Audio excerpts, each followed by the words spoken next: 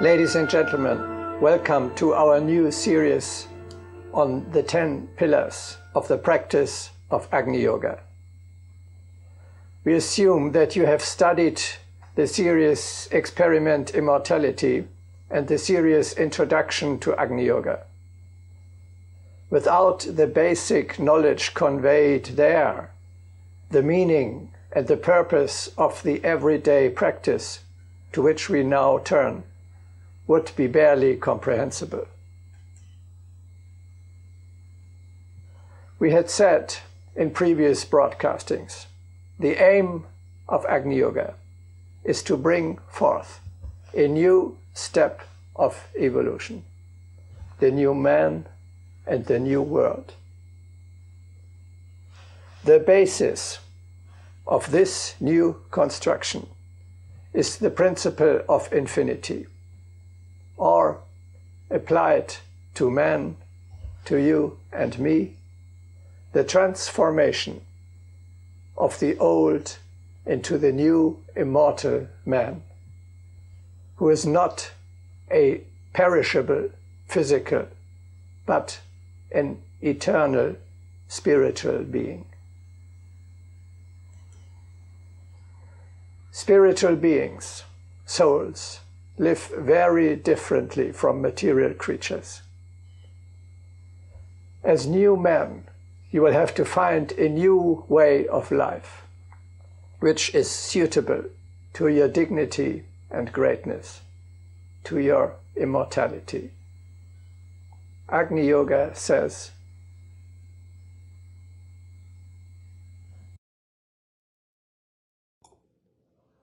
people are ready to suffer the discomfort of any night lodging for the sake of tomorrow's festival, but they are unwilling to harmonize earthly life with infinity.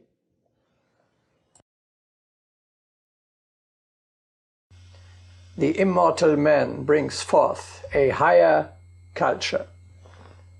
That means he lives by higher customs, by higher laws than those which apply in the prevailing materialism. As Wittgenstein so aptly says,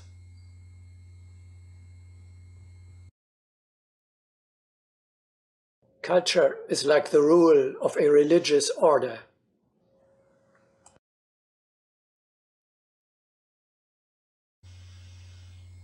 What we shall be describing now is not an abstract theory, but the actual practice of our Tabinisi ashram, practiced here for many years.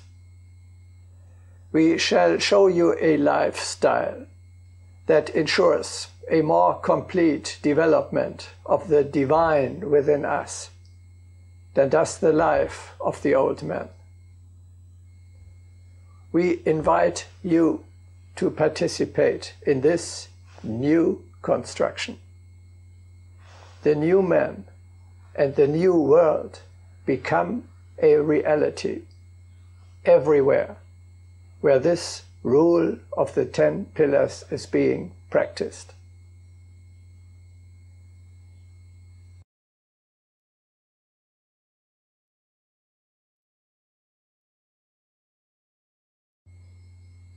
Today we shall give you an overview over the 10 pillars of the practice of Agni Yoga.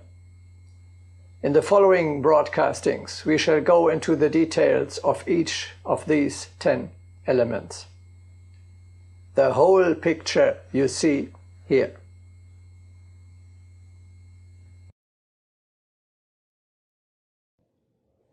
The practice of Agni Yoga consists of a threefold spiritual discipline: the defense of the higher consciousness, the rhythm of the day, and the nourishment according to spiritual principles. Of the three life principles, obedience, living in two worlds, and selflessness, and of four spheres of life, namely highest communion or meditation, service to the common good, service to the neighbor, and self-perfection.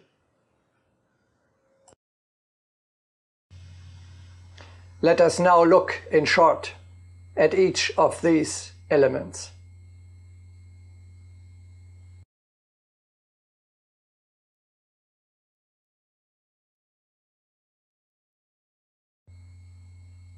Modern man does not like the word discipline. He understands it as external compulsion and pointless drill. We, however, mean by spiritual discipline something completely different. We had already said in previous broadcastings, to create the new man and the new world is equivalent to establishing the rule of the Spirit over ourselves and in the world. In this sense, spiritual discipline means do what your higher spiritual being wishes you to do. Listen to the voice of the soul, which is equivalent to listen to the voice of your heart, and then enforce what the Spirit wants you to do, against the laziness of the body and against adverse circumstances. One of the key paragraphs of Agni Yoga consists of 6 words only.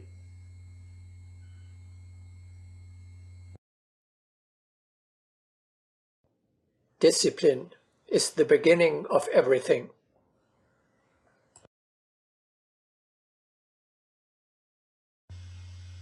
This sentence you should firmly keep in mind. The first step on the spiritual path was at all times and remains today in all religions, faiths and higher teachings, spiritual discipline.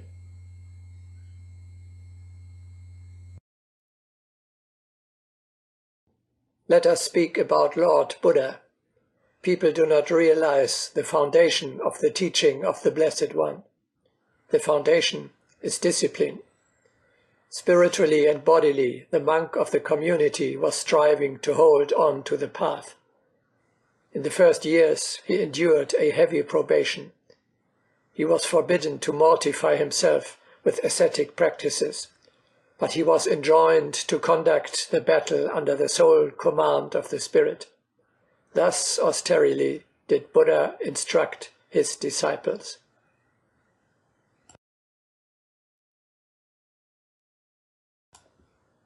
Verily, they knew joy only in spiritual battle. That is why the thorns of the path are spoken of. Only when the will of the disciple had become leonine, and the silver bridle of the Spirit gleamed upon the feelings of the disciple, only then did the Lord lift the veil slightly and assign a task. And then, gradually, the disciple was initiated into the mysteries of knowledge.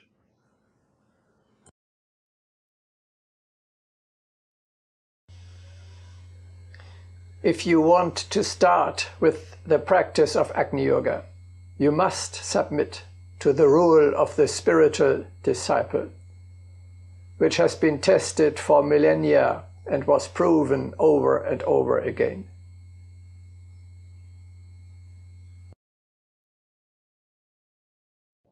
Out of such men, disciplined and trained by austere renunciation of everything personal, and consequently virile and fearless, did Gautama Buddha desire to create workers for the common welfare, creators of the people's consciousness, and forerunners of the world community.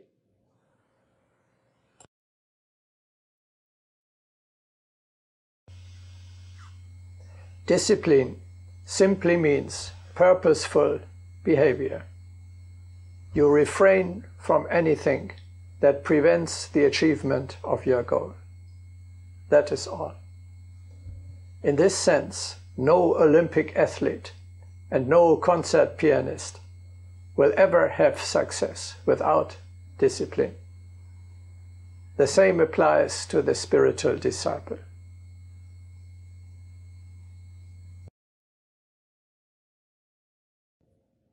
I entrust you to reject everything that dishonors the communion with us.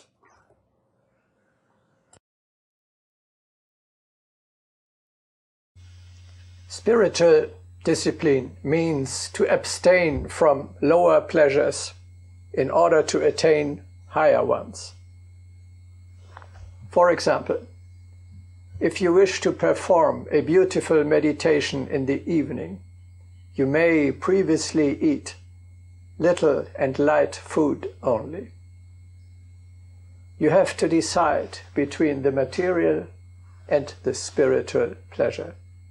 You cannot have both at the same time.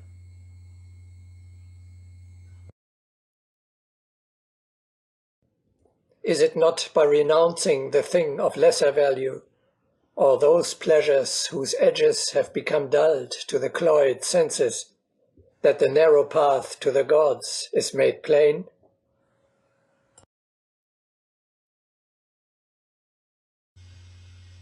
Our habits are our second nature.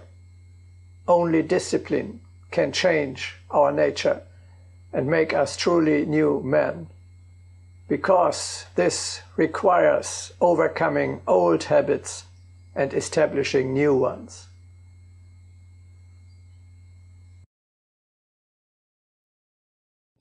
One must manifest discipline of spirit.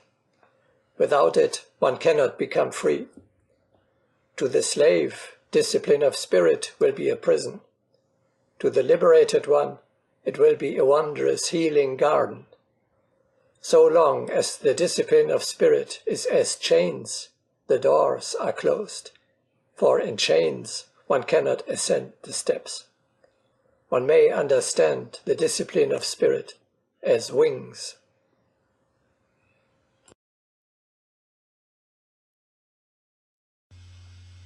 Of course, ultimately important is not the outward appearance, but the inward development. It is equally true, however, that external and internal matters are inextricably linked.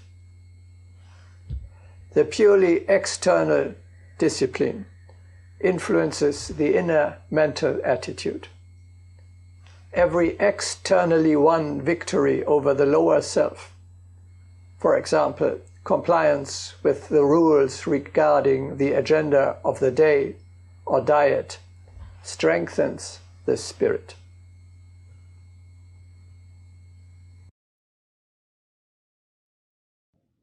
You can notice from your own experience how the outer becomes the inner, the inalienable.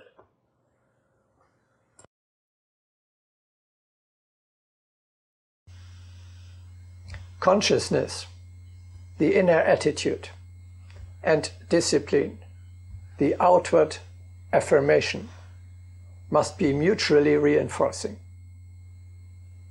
After some practice, you will find the daily discipline helps and supports you more than you have to endure it.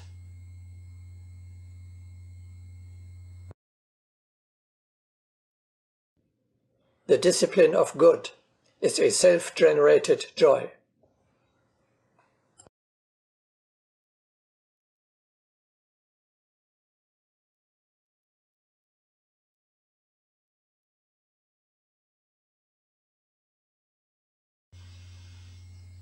The spiritual discipline begins with the formation and the defense of the higher consciousness. We had already worked out in prior broadcastings. Man is what he thinks. He who thinks like a chicken behaves like a chicken, and therefore is only a chicken, even if he outwardly looks like an eagle. That means if you want to become an immortal, you must first form the consciousness of an immortal, defend it and act accordingly in the world. We had already cited as an example become aware that you, your real self, is inviolable. Form, on the basis of this knowledge, an attitude of complete fearlessness. Do not lose this consciousness, this attitude, not even for a moment.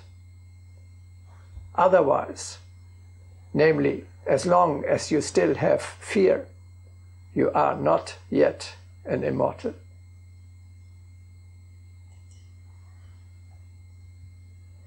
It is crucial that your transformation into an immortal spiritual being proceeds regardless of the external circumstances.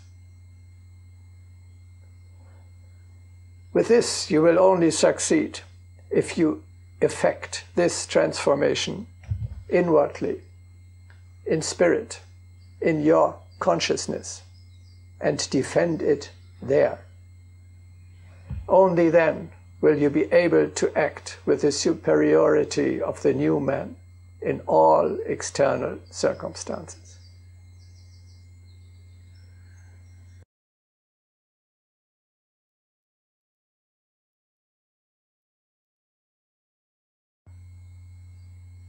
If you know even just a little about the great saints and heroes of faith of human history, from Pythagoras and Plato, over Benedict and Ignatius of Loyola, up to Gandhi and Dietrich Bonhoeffer, you see, they all have set up and exemplified a strict order of the day for themselves and for the community in which they lived.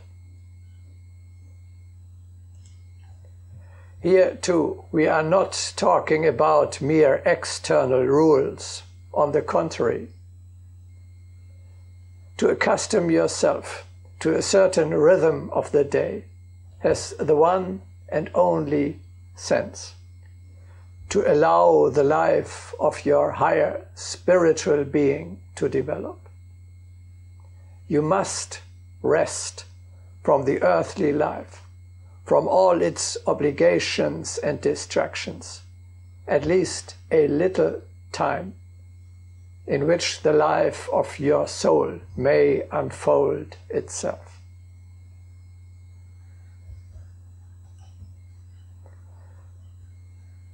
In addition, only with a fixed daily rhythm is it possible to do justice to all the four spheres of life,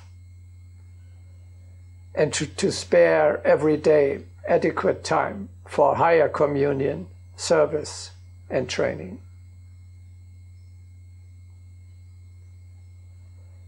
To set up and comply with a strict agenda of your own, against all the odds, is the first step towards establishing the rule of the spirit over the circumstances.